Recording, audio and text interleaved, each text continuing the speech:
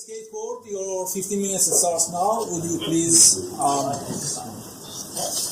Hello everyone, my name is Carl Plant. Today I have with me Luke Elijars, Adam Carver and James Reed. So for our design project, we decided to design an electric skateboard that stands out in today's market.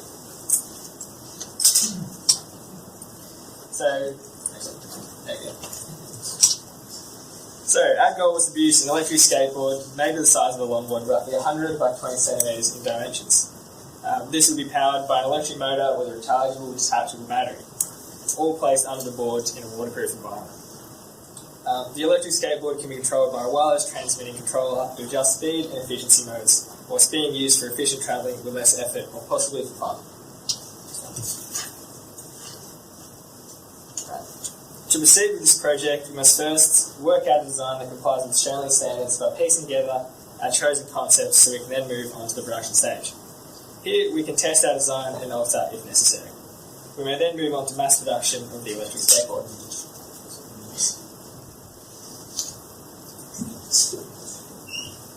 So, our goal is to design an efficient electric skateboard that complies with Australian standards. This can be useful for consumers since we plan on designing in a way that allows for a longer life than many other boards, also reducing the need for charging the batteries often. The purpose of the skateboard is to allow efficient travelling to and from work, or also as a recreational device. Thus, the device needs to be of reasonable size, weight, and easy to carry. I'd like to pass on to Adam now. Our project requirements were such that it needed a rechargeable battery and a removable battery to allow the customer to buy an extra battery as well as recharge it without it being connected to the skateboard. We needed a safe braking system, as if a customer is going at a decently high speed, the skateboard cannot suddenly stop as the customer will fall off. So the system will slowly brake and come to a halt. Now, we needed the skateboard to be able to withstand all weather conditions, so we allowed it to be waterproof and rust-proof for all parts and mechanisms. It's got an easy-to-use training system such as that of a normal longboard where you alter your weight and thinking. Minimum 6-hour battery life, and the flexible board which can withstand 120 kilos on it, and flexible to reduce the wear of it with a good flexural strength. As well as it follows the safety regulations that skateboards cannot be on roads of 50 kilometres or higher speed, as well as the skateboarders must stay on the left side of the footpath and follow pedestrian laws.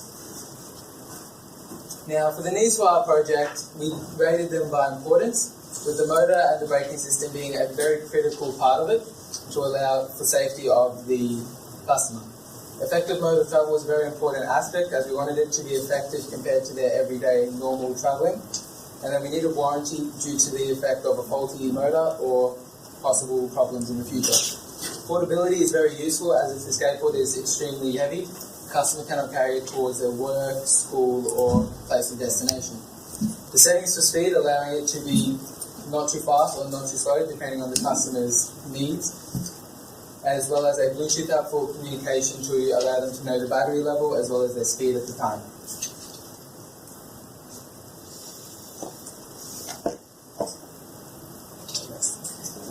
So for our specifications, we had certain specifications that would meet our design, such as the electrically powered, so no external things such as petrol or anything would be involved, a portable battery, which was stated before, and then the 9-ply plywood board for good, flexible but strong board, which was optional for our specifications but quite needed to allow easy turning as well as manoeuvre. We use the generic type of polyurethane wheels for any normal longboard you can find in any store, as well as the metal trucks used to support those wheels.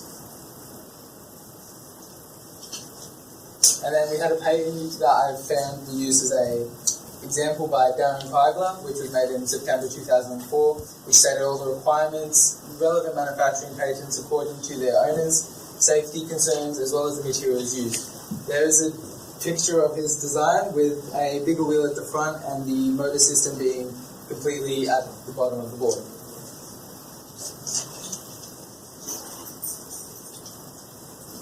So the work breakdown structure here, as you can see, it depicts what work needs to be done for each category there to be finished.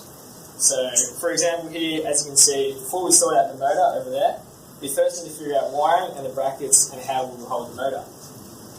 And before we can allocate the size of the board, as you can see here, We must evaluate the position of all other components to ensure everything fits under the board. The Gantt chart of our project, with the period state being as days, was started on the 28th of the 2nd of February, and for it to be concluded on the 27th of the 5th when the group report is submitted.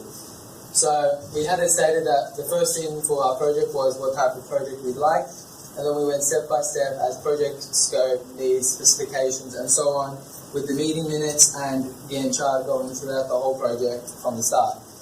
And then we have a critical path and milestones, which are the diamonds on the board, stating the milestones of before we can continue to the next part, with the milestone at the bottom being the finished project.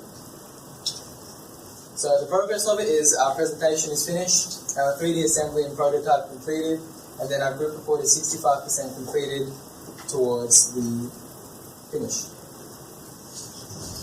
Now, constraints of our planning was time management. Our time management was quite poor, which was the orange part of the Gantt chart showing slack time as well as being started late or finished late. The decision making, which was poor communication on our part, as well as who does what task based on what they know or wish to do. Our group decision about design, we constantly fluctuated between having something else on it or changing something, as well as the team members' input in the following tasks.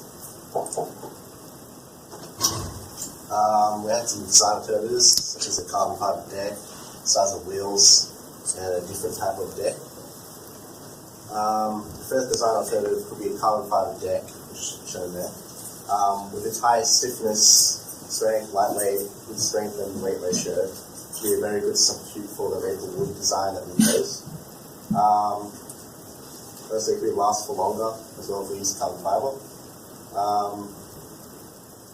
Another one is size of wheels, as shown there. If we chose a bigger size of wheels, we could, as indicated in the diagram, bigger wheels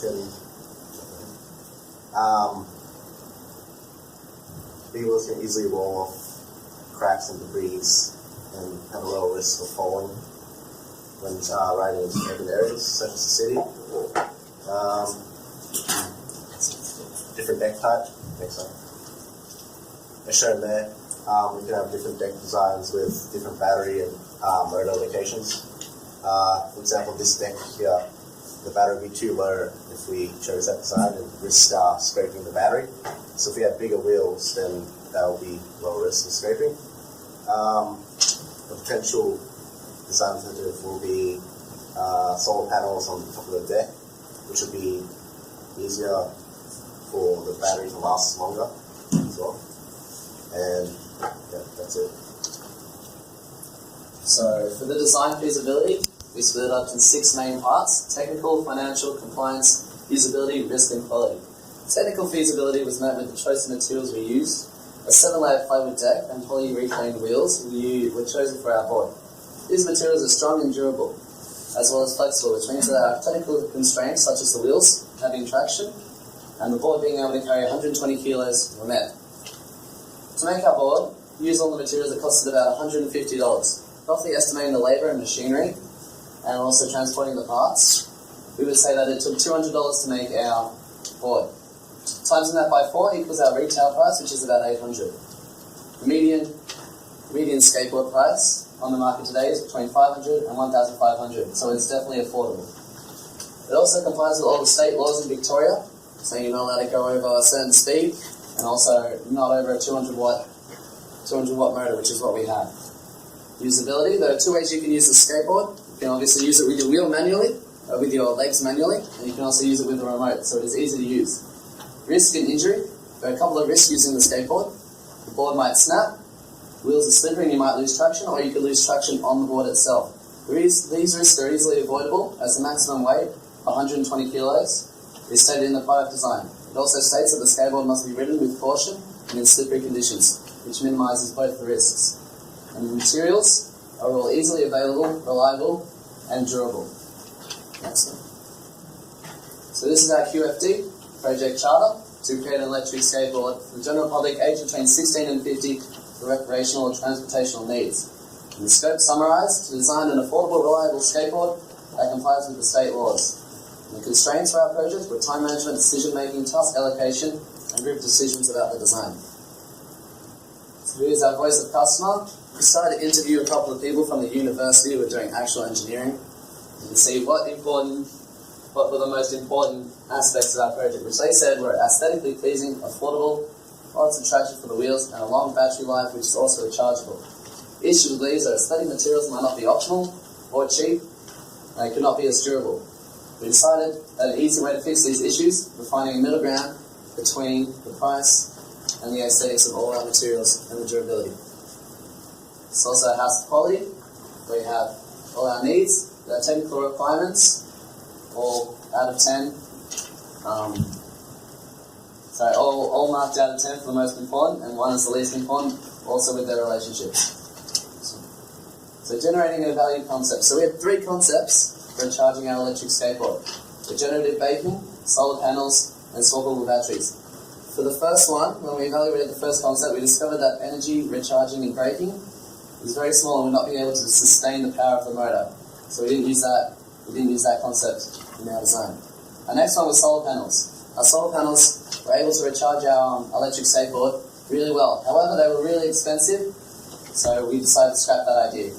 The design we went with, which was rechargeable batteries. Rechargeable swappable batteries are a cheap and efficient way to recharge our electric skateboard. Each battery has a 6-hour life, which means that the electric skateboard can always be charged. This is why our final concept was the swappable batteries. So we 3D printed our final design here. We'll just hand it out and some play and stuff. So how it works here is this storage compartment here holds all the batteries and all the circuit, and that all stays under the board there. And then the motor, which connects to a belt, connects to a gear and powers that ring there, which should be connected to a wheel, and the friction from that causes the board to spin. So this was the most simple design as picked by the team because it was easy and very efficient. So that's all. So yeah, my bad. So this is the bill of material here. We used maple wood 7-ply deck, mainly for cost reasons over carbon fibre. Aluminium trucks, they're the standard for most skateboard trucks. They're lightweight and really easy to manipulate into the shape you want. We went with a brushless DC motor, much more efficient than a brushed motor, and overall it's a cheap and effective design. So the measurements we went with were 21 by 98 centimetres, so that's 98 long, 21 wide. Went with a wheel diameter of 68 millimetres, which is about in the middle. That allows for a good rolling speed. The size will suit most ages, so trying to appeal to most of the public. So the cost, as stated before, roughly $150 per use each board. We opted for a cheap, efficient material just to appeal to the buyer. So it's all got good components and it run well. Yes, our design has met all the needs that we have made for the project. We made an efficient, cheap, rechargeable electric skateboard which suits to the Australian rules and regulations. Design satisfied project needs as we were able to complete all the needs by finding ways to complete them. We did this by researching acceptable choices for electric motor and a detachable battery, and also by looking at other designs of electric skateboards to help us get us some ideas. The whole project went according to plan. We were able to pass small difficulties by working as a team and made a economical and eco-friendly electric skateboard without too many hassles on the way.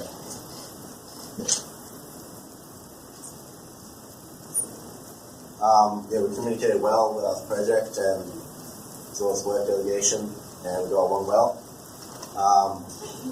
What we'll do differently will be time management and optimize attendance for group meetings, especially for James. Before I conclude, is there any questions about our design? Yeah. I've got a couple here. Alright. How do you prevent water from getting into the motor? So we have that the box down there, and that will be glued to the bottom, and we can apply a seal around the motor. Silicon sealant. What about around the wheels? Around the wheels, that can all get wet. So That can get wet. So that's why it's rust-proof as well to prevent corrosion. So if that tray there is sealed to the board, isn't that where the battery stores? So we're going to have a cable come out the side and then you can just plug your skateboard pretty much straight to the charging point. So, yep. So how high is the bottom of the box from the ground? It's enough. we checked it. So, we went for a drop-through option here over a drop-down, so the deck actually stays up there. It actually rises a little bit. So it lifts it just that little bit more off the ground. So we still wanted the standard-size wheels for good acceleration and good speed. So it definitely will fit. So when turning and you're at max weight 110 kilos, would that affect it if it's a 7 ply? Yeah, it shouldn't be too much in this year. We're planning on running the trucks pretty tight, so that doesn't really happen. So, but you can always change it up if you're a bit of a bigger person. So we made sure that the box, when turning with maximum weight, would not touch the ground. Even if it's a bit of an uneven surface, it would still have enough distance between the ground. Any other questions? How fast is its maximum speed with remote control? Very close. Does that depend on how heavy the person? Yeah. As well as the battery wear. And if you go at max speed, the battery will only last a maximum of 6 hours. If you reduce your speed, the battery will last longer. Okay, no more question from audience. You have questions, Sam? Yeah, where's the center of balance for the board? Because it seems like this is very front heavy. So this is actually all the back here where it powers. Back heavy. So it's all back heavy. Yeah. That's sort of messed Most of the boards are like that. I'm not 100% sure why. I think it just kind of lets the center of gravity go back, and if you do hit a bump, it won't stop all of a sudden because all the weight isn't at the front. Yeah. So getting over obstacles would be a lot more efficient. Okay, just some comments from my side. I am really impressed with your presentation. That's to tell you first. And there are too many positive things with your project. I don't want to give you specific feedback regarding things. If you are interested after presentation, I'm happy to provide this to you. But something which might be useful to the audience is we have had the other classes which I'm running completed the presentation yesterday, and this is the 4th running of this unit here, and I could simply say you exceeded my expectation for the design. And definitely the thing that we learn as audience is when you are in a competitive environment, right? So maybe you don't have a chance to see who are your competitors, right? So here your concerns are what score I'm going to get from this unit, but very soon, much faster than you expect, you graduate, you get your diploma, and then you have a tougher things in front of you. That is the competition. And the only thing that you see is you lodge an application and you don't see the other competitors, right? That's a very tough thing. If you know who you are competing with, so you improve yourself, you try to win that game, that's going to be very frustrating, very sad. If you stay there for long and you don't find what you expect, it could be very disappointing and all that. But I mean, from here, first thing is not how generous I am in marking you or giving you the score. I have to be fair to everyone, right? So how do I adjust something as open-ended as is this project? I have to look at the performances here and adjust everyone according to that.